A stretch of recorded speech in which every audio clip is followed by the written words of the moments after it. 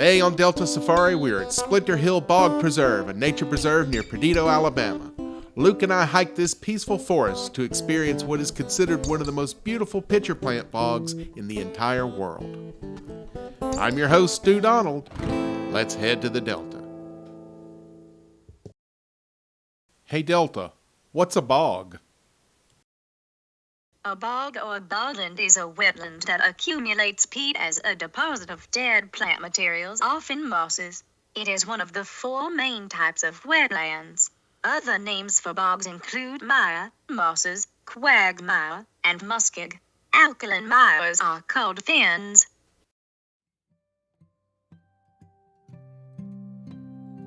Just a few miles off of I-65 in Baldwin County, you will find one of the largest white-top pitcher plant bogs in the world. It's located near the headwaters of the Perdido River and is part of the forever wild Splinter Hill Bog Complex. Sections of the complex are owned separately by the Forever Wild Land Trust and the Alabama State Lands Division, and they are managed together as a large nature preserve with more than 2,200 acres open to the public for outdoor recreation. The Splinter Hill Bog Track has 4.3 miles of multi-use trail that goes through much of the bog. This gives observers the ability to view several of Alabama's pitcher plant species. The trail can be accessed from parking areas on County Road 47 and Splinter Hill Road. The pitcher plant loop multi-use trail system is open to hikers, mountain bikers, and horseback riders. The trail is directional, with all traffic flowing counterclockwise and is accessible from both the west and east parking lots of the Splinter Hill Bog Complex. Splinter Hill is home to more than 12 species of carnivorous plants, including 5 species of pitcher plants, 2 species of butterworts, and several species of sundews. In addition to the spectacular flora, birding at Splinter Hill is excellent. In fact, Splinter Hill is a stop on the Alabama Coastal Birding Trail. Splinter Hill is open to seasonal hunting. All season dates and bag limits apply.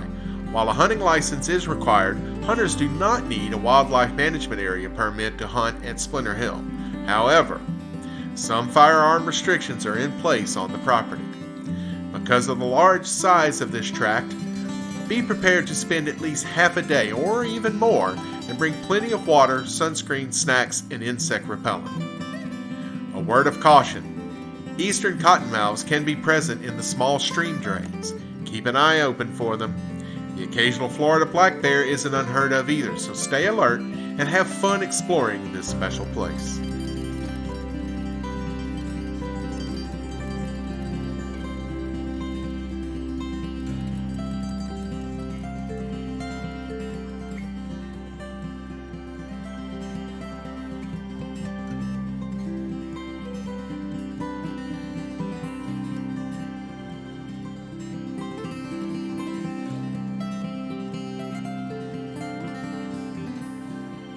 The pitcher plant. Delicate ferocity. Britannica defines pitcher plants as any carnivorous plant with pitcher-shaped leaves that form a passive pitfall trap. Pitcher plants don't bloom per se, as much as their upper leaves take on the appearance of a flower. They give off a floral scent and even have a bit of nectar to complete the ruse. If ever there was such thing as cunning vegetation, it would have to be the pitcher plant.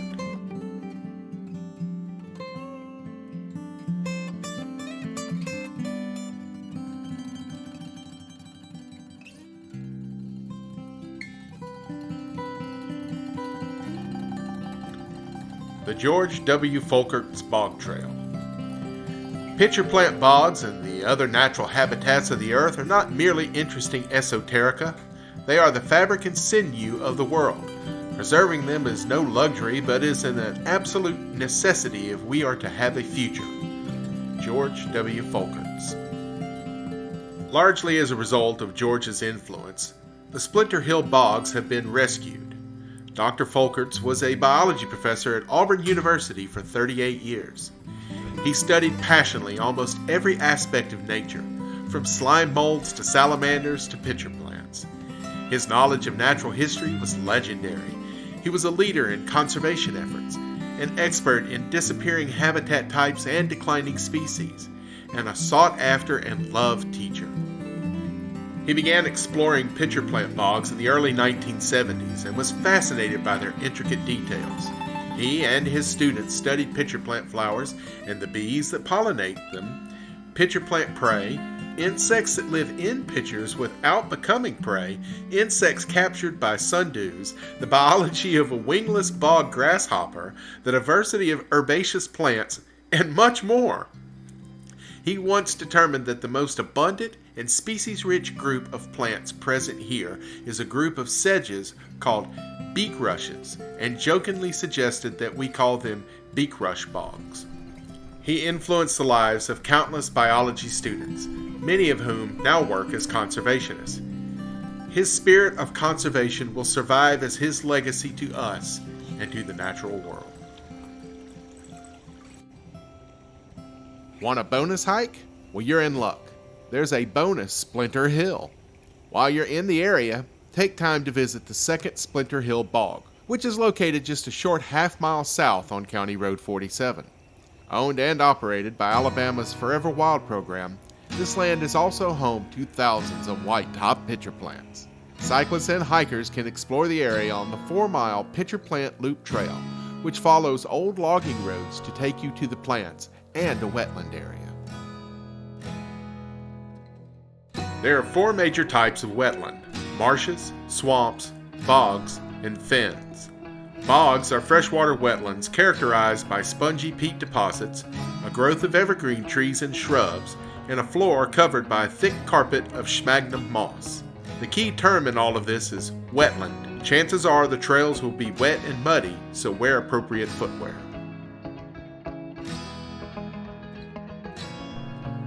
My former choice collecting spots are shopping center parking lots.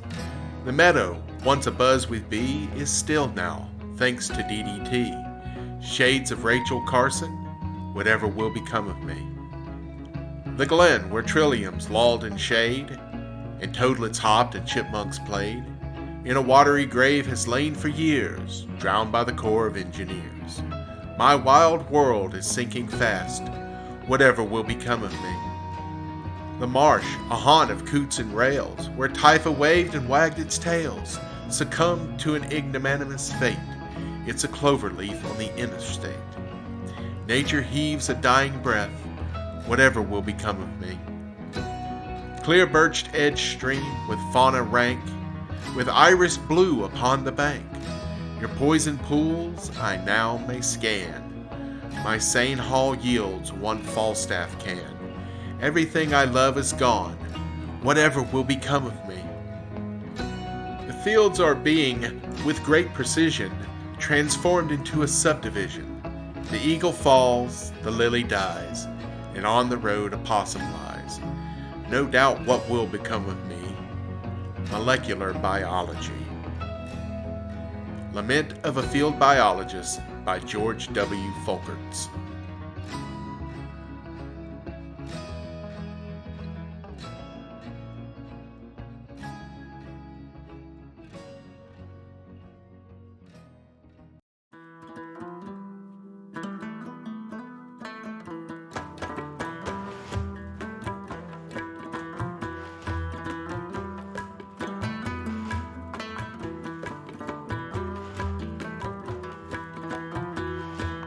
Okay, here's our destination.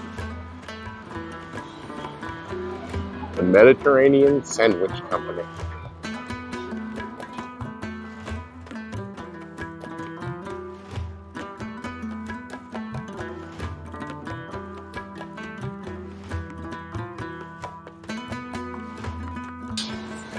Hello.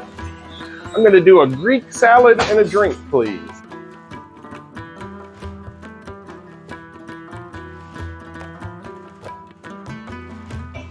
Okay, y'all can go ahead and light me up in the comment section if you want to, but I went to a place called the Mediterranean Sandwich Company and I got a salad.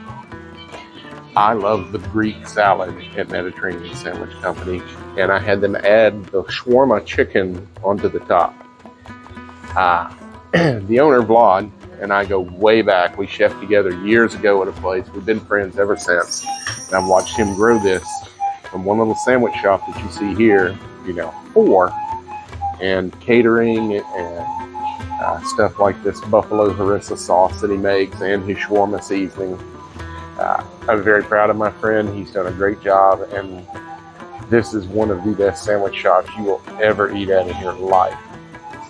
Now, I'm going to quit yakking and start snacking.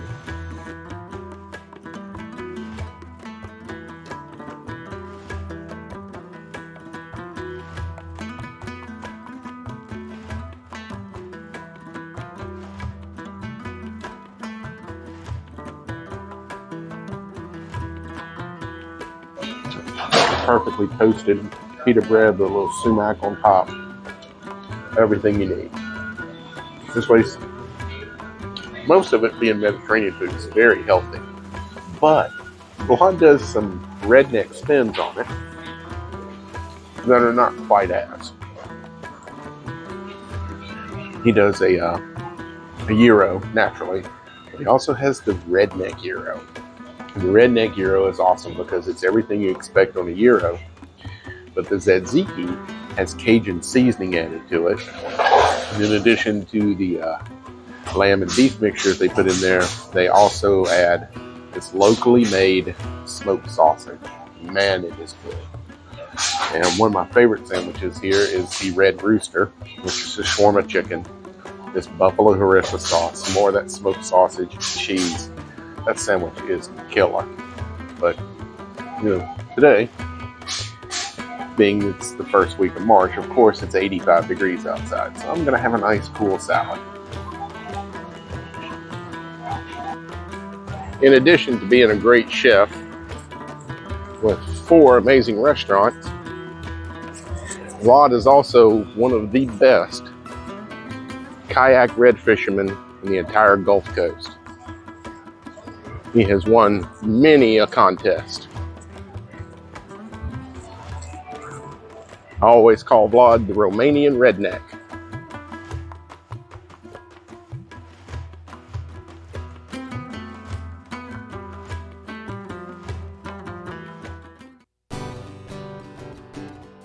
Just go ahead and hit that like button. At least that way you'll know you've watched this one already. Hit subscribe too while you're at it, because it's fun to tap things. Just try it. A little tippity tap. Just go ahead and hit that like button.